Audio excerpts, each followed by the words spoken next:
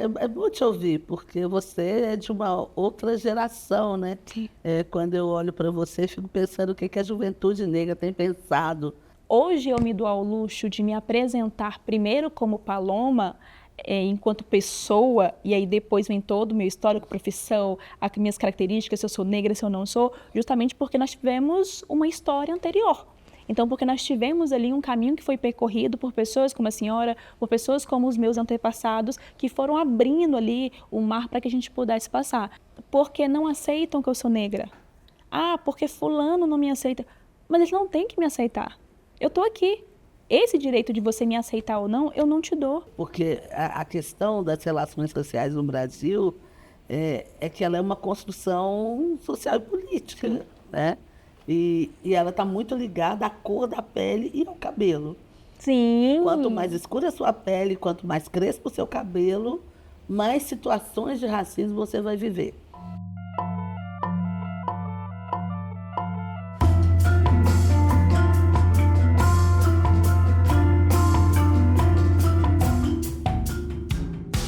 Sou Paloma, sou psicóloga de formação, tenho 31 anos.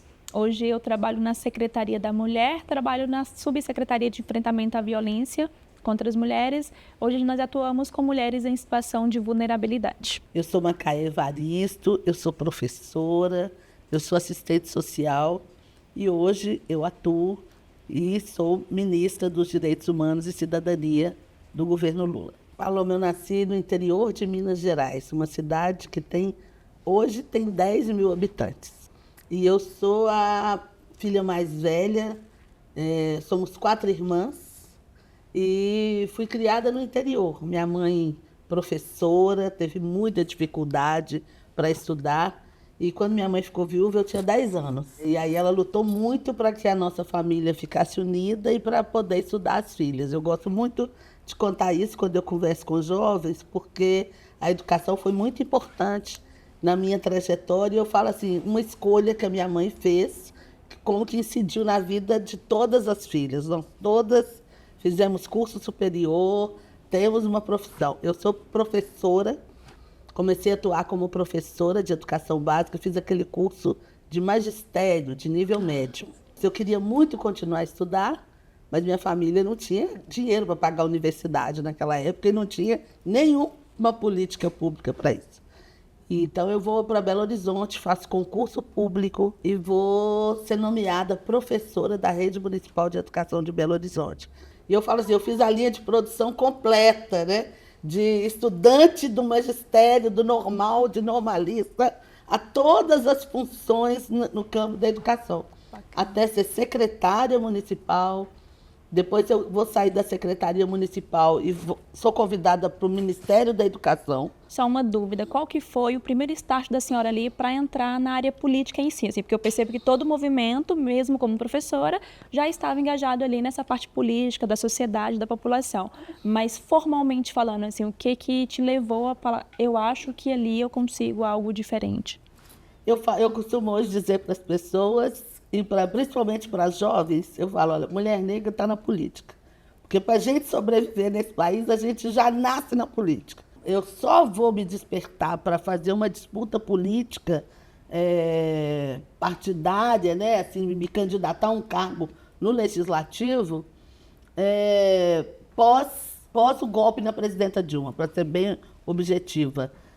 Isso me mexeu muito comigo, sabe? Ela foi a nossa primeira mulher que chegou à presidência da República e todo o processo que ela sofreu me fez muito me aliar e aprofundar nas dificuldades do que é ser mulher e estar nesses lugares. Mas me fala de você, assim, como é que você chegou, como é que foi sua trajetória de estudar, como é que é sua família? Então, por coincidência, também venho de uma linhada aí de 4 mulheres. Sou a mais, só que diferente de você, da senhora, eu sou a mais nova, né? Lá em casa sou a caçulinha, a raspinha do tacho, o pessoal costuma falar. Minha trajetória inteira, assim, a área pública para mim é algo super novo. Então, estou aprendendo, sou recém-nascida na área pública, estou entendendo ainda como que as coisas funcionam. Toda a minha trajetória profissional veio da área privada, então atuei durante muito tempo na área de gestão de pessoas. mas eu sabia que ia chegar um momento ali que eu ia fazer a transição para a área assistencial, porque é uma área que já estava conectada comigo há um tempo. Hoje, na Subsecretaria de Enfrentamento à Violência contra a Mulher, nós trabalhamos diretamente com mulheres em situação de vulnerabilidade, então trabalhamos com o pilar, principalmente das mulheres que ou foram vítimas de violência doméstica ou ainda são vítimas de violência doméstica. Hoje eu fico na área MEI, temos os servidores que ficam na ponta diretamente com atendimento a essa mulher. Hoje eu fico na área MEI, que é onde a gente pensa em políticas públicas direcionadas para as mulheres. E, para além disso, sempre que surge a oportunidade da gestão de pessoas, eu acabo pegando, então, acabo ficando hoje com a parte do treinamento, a parte do desenvolvimento, dentro da subsecretaria, que é a maior que tem hoje dentro da Secretaria da Mulher. Atuo também na área clínica hoje. E a questão racial? Como é que apareceu Então, na sua vida? a questão Diz aí, racial, acho que ela se aparece... é que tem jeito de aparecer. Acho que aparece quando a gente nasce, né? Quando você nasce negra, desde então... E aí eu fiquei muito pensativa, né, quando a gente começou a pensar nas possibilidades de atuação e de falar sobre o ser negra. Eu lembro que quando eu era criança, eu sentia falta de representatividade. Eu sentia falta de olhar algo e me sentir representada. Óbvio que hoje eu consigo identificar o que era, enquanto criança não na minha casa, mas para além dos muros da minha casa, porque na minha casa sempre foi muito... Não era algo que a gente parava para falar do ser negro. Minha mãe é negra, meu pai, a família do meu pai é branca. Lá em casa a gente nunca parou para falar sobre o que é ser negra. Era um movimento muito natural. É comum, somos pessoas. Então, antes de pensar em ser negra, eu penso em ser pessoa. Quando eu olho para você, fico pensando o que a juventude negra tem pensado nesse momento. Eu venho de uma geração da completa ausência, né, de pessoas negras, não é nesse lugar da política, dos altos cargos, mas é da nossa ausência de qualquer possibilidade de trabalho digno. Sim. Então, para a minha geração, ser uma mulher negra e ser professora já estava inscrito no âmbito de uma coisa que era impossível, né? Então, só para te dizer, por exemplo, na minha família, essa questão do racismo sempre foi um debate muito presente. Mas a minha mãe, por exemplo, ela foi recusada em escolas. A minha mãe, ela fez o magistério de nível médio. A minha mãe, para ela fazer o ensino médio, meus pais tiveram que andar por várias escolas privadas até que encontrasse uma escola que aceitasse a minha mãe. Por quê? Porque eles não aceitavam pessoas negras. Então, esse processo histórico também, a gente se apropriar dele, ajuda a gente a entender um pouco essas questões que você está trazendo. Por que primeiro eu tenho que falar que sou negra antes de dizer que eu sou Macaé, né? Que não é porque eu quero, é porque tem uma construção histórica. Sim. Tem uma construção social que, durante muito tempo, não me reconheceu nesse corpo. Porque esse corpo ele sempre foi considerado no campo do que deve ser descartado. Não é humano. Sim, né? sim. Isso é uma das coisas que eu trouxe no meu discurso, porque eu falo, olha, eu sou uma pessoa absolutamente comum, mas eu tenho uma pauta, né? Que é uma pauta que quem me ensinou foi o movimento negro, que é humanidade para todos. Porque para ser tratada como pessoa, eu preciso construir politicamente que a sociedade brasileira me humanize. Porque o que a gente tem como script é a nossa desumanização. Sim, né? sim. Então, assim, eu acho que essas questões, elas são importantes e muitas vezes, eu falo, quando a gente dialoga com a juventude, eu fico pensando assim, como que a gente trabalhou pouco, né? Uma pauta que é aqui do meu ministério, que é o direito à memória e à verdade.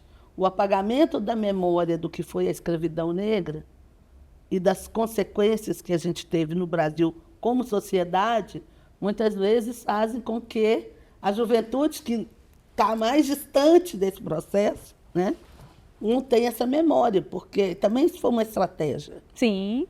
Também foi uma estratégia, vou dizer assim, do próprio Estado brasileiro, né, esse apagamento. Hoje eu atuo muito politicamente para ampliar a presença de pessoas negras, e especialmente de mulheres negras, nesses lugares. Seja no legislativo, seja no executivo. Eu costumo brincar que a minha equipe eu trabalho e atuo e eu me policio para contemplar pessoas negras, mulheres, porque quando você assume um lugar de gestão, a gente recebe, eu recebo pilhas de currículo, mas inevitavelmente eu recebo muito mais currículos de homens e homens brancos do que de mulheres, né? E de mulheres negras. Então, a gente precisa se policiar, porque Sim. nós também não somos pensados nesses lugares. Bom, Paloma, se eu pudesse te dar um conselho, é que você... Primeiro que você já está amando o que você faz, né?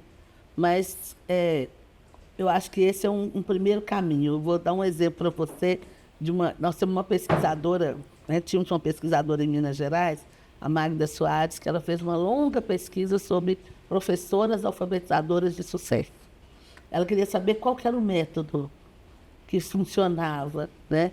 Qual que era o melhor método para alfabetizar.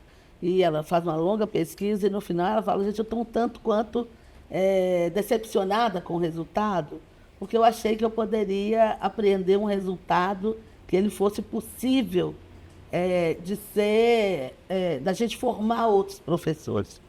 Mas o dado mais importante que eu achei das professoras alfabetizadoras de sucesso não é o método que elas usam, é que elas gostam dos seus alunos, né?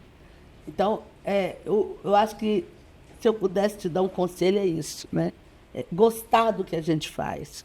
As duas coisas que me marcaram muito na sua fala, né? A primeira, que é algo que eu levo para a vida e que quando eu vejo outras pessoas fazendo me dá um quentinho no coração, que é não se perder de você, né? Quando a senhora falou que recebe uma pilha de currículos e que quando a senhora recebe esses currículos tem esse olhar para aquilo que é importante, para a sua pauta em si, que eu acho que às vezes em meio a tanta correria do dia a dia, tantas coisas que a gente precisa fazer, tantos projetos que a gente precisa colocar em prática, muitas vezes a gente se perde da gente enquanto essência daquilo que é importante. Então, por que eu vim para cá? Por que eu estou aqui hoje? E aí, se a gente não tomar cuidado e não tiver esse olhar clínico, esse cuidado de hora ou outra, voltar lá no início, por que eu comecei, por que eu decidi vir para cá, a gente se perde. E, para além disso, ó, saber a validação ali de que a gente pode fazer mais e que eu estou direcionada ali num caminho que não preciso estar apenas aonde eu entrei, né? Na área pública, que às vezes a gente vê muito isso, de um olhar mais engessado, mais fechado, de que eu entrei na área pública aqui e acabou, é isso que tem, não. E que existem outras possibilidades. E quando a senhora foi contando a sua trajetória e os caminhos que a senhora foi passando ali dentro da área pública, isso nos dá fôlego, né, para continuar e saber que é legal estar em um lugar durante um período, aprender, fazer o meu melhor, mas estar de olho nas coisas, porque o mundo vai acontecendo, a vida acontece ali ao mesmo tempo. Então, são duas coisas primordiais que eu vou levar hoje da nossa conversa.